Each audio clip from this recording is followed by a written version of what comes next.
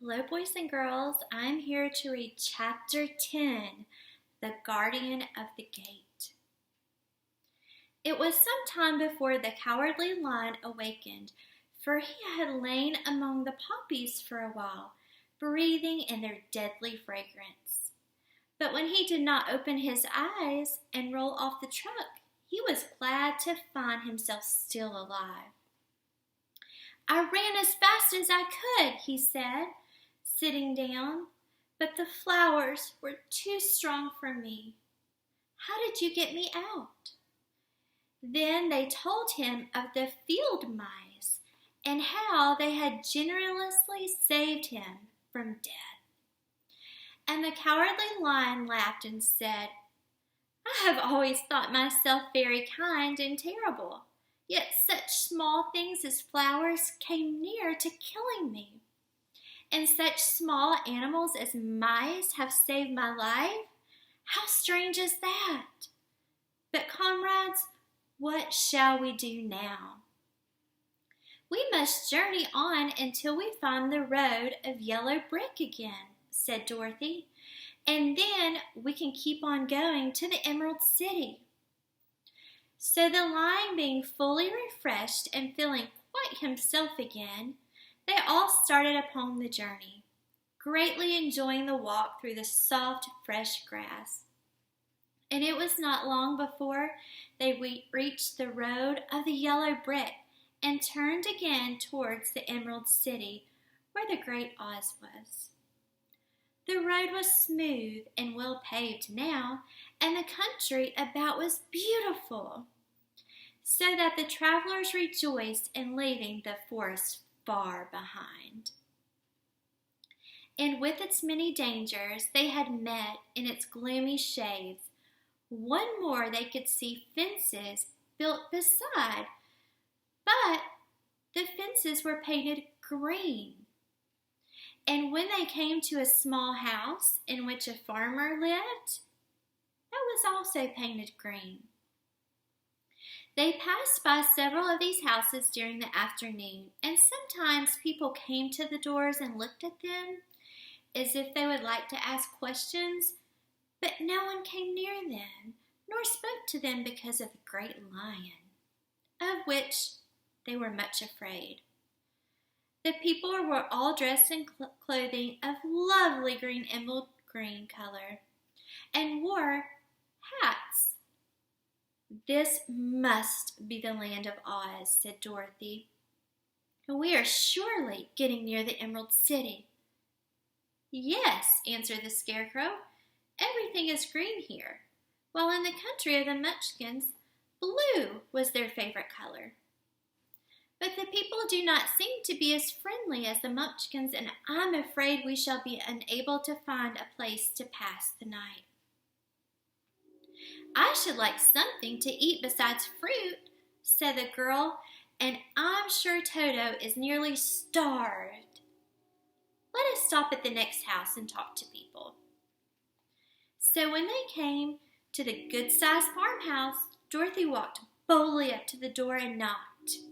A woman opened it just far enough to look out and said, "What do you want, child? And why is that great lion with you?" "We wish to pass the night with you, if you allow us," answered Dorothy, "and the lion is my friend. We would not hurt you for the world." "Is he tame?" asked the woman, opening the door just a little bit wider. "Oh, yes," said the girl, "and he is a great coward too, so that he will be more afraid of you than you are of him." "Well," said the woman, after thinking it over and taking another peep at the lion, "if that's the case, you may come in. I will give you some supper and a place to sleep." So they all entered the house where they were, besides the woman, 2 children, and a man.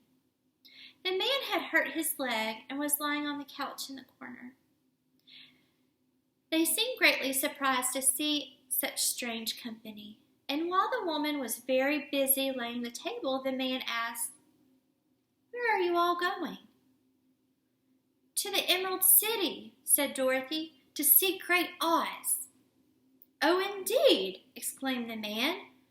"Are you sure that Oz wants to see you?" "Why not?" she replied.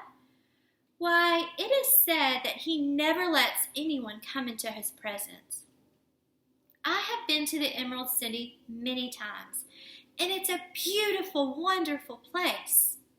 But I have never been permitted to see Great Oz, nor do I know of any living person who has seen him."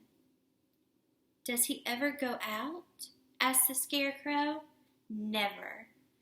He sits day after day in his throne room, his palace, and even those who wait upon him do not see him face to face." "What is he like?" asked the girl. "That is hard to tell," said the man.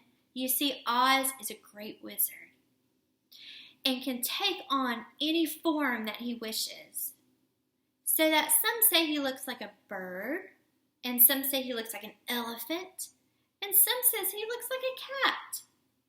To other, he appears to be a beautiful fairy, or a brownie, or in other forms that pleases him. But who the real Oz is, when he is in his very own form, no living person can tell." "That is very strange," said Dorothy, "but we must try in some way to see him, or our journey will be for nothing." "Why do you wish to see the terrible Oz?" asked the man. "I want him to give me some brains," said the Scarecrow. "Oh, Oz could do that easily enough," declared the man. "He has more brains than he needs." "And I want him to give me a heart," said the Tin Woodman. "That will be no trouble," continued the man, "for Oz has a large collection of hearts, all shapes, all sizes."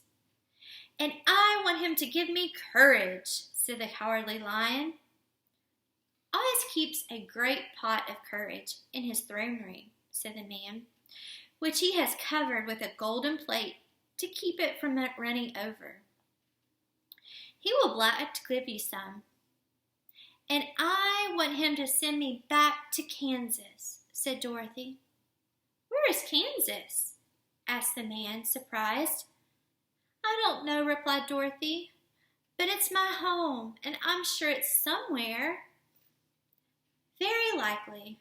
Well, Oz can do anything, so I suppose he will find Kansas for you. But first, you must get to see him, and that will be a hard task. For the Great Wizard does not like to see anyone, and he usually has his own way. But what do you want?" he continued, speaking to Toto. Toto wagged his tail. Strange to say, he could not speak. The woman now called to them that supper was ready. So they gathered around the table, and Dorothy ate some delicious porridge and a dish of scrambled eggs and a plate of nice white bread, and enjoyed her meal. The lion ate some of the porridge, but did not care for it, saying it was made from oats, and oats were food for horses, not lions.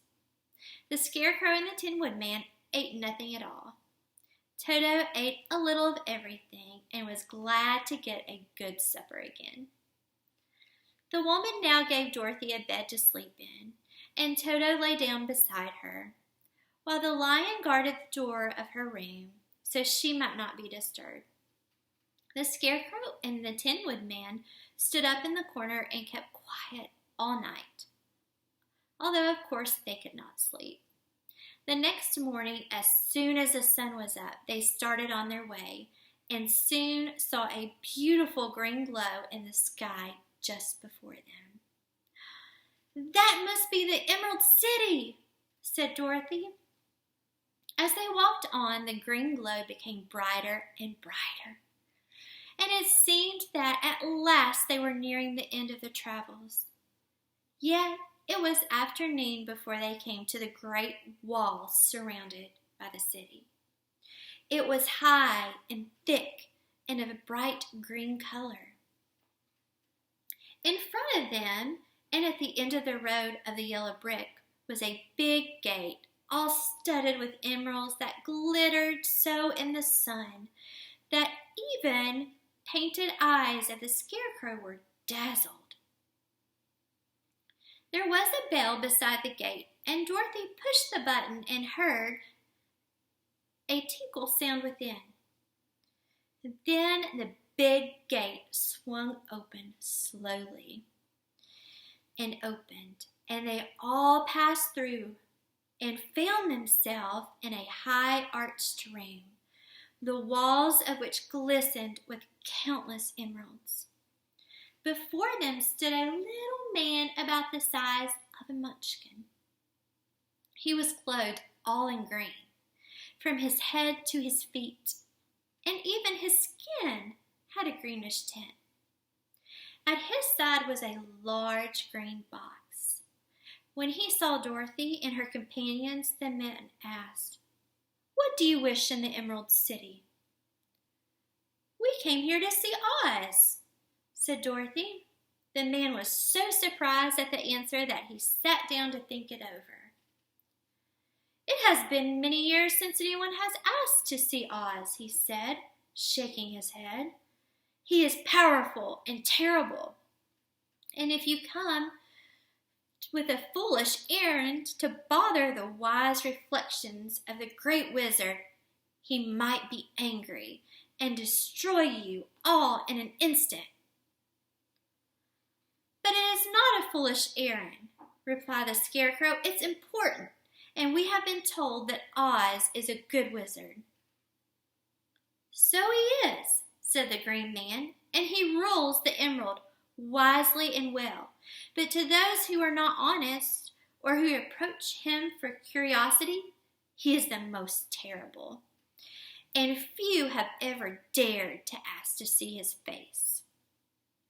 I am the guardian of the gates, and since you demand to see the great Oz, I must take you to his palace. But first, you must put on these spectacles." "Why?"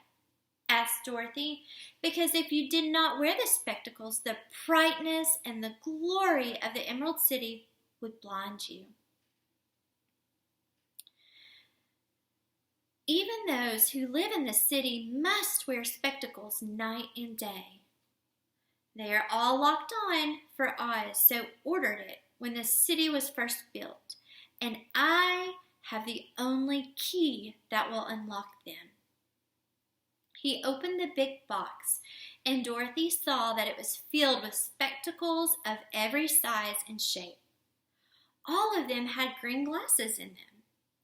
The guardian of the gates found a pair that would just fit Dorothy and put them over her eyes. There were 2 golden bands fastened to them that passed around the back of her neck, where they locked together by a little key that was at the end of a chain the guardian of the gates wore around his neck. When they were on, Dorothy could not take them off. But of course, she did not want to be blinded by the glare of the Emerald City, so she said nothing. Then the Green Man fitted spectacles for the Scarecrow, the Tin Woodman, and the Lion, and even little Toto, and all locked fast with a key. Then the guardian of the gates put his own glasses and told them he was ready to show them the palace. Taking a big golden key from a peg on the wall, he opened another gate, and they were all followed him through the portal into the streets of the Emerald City.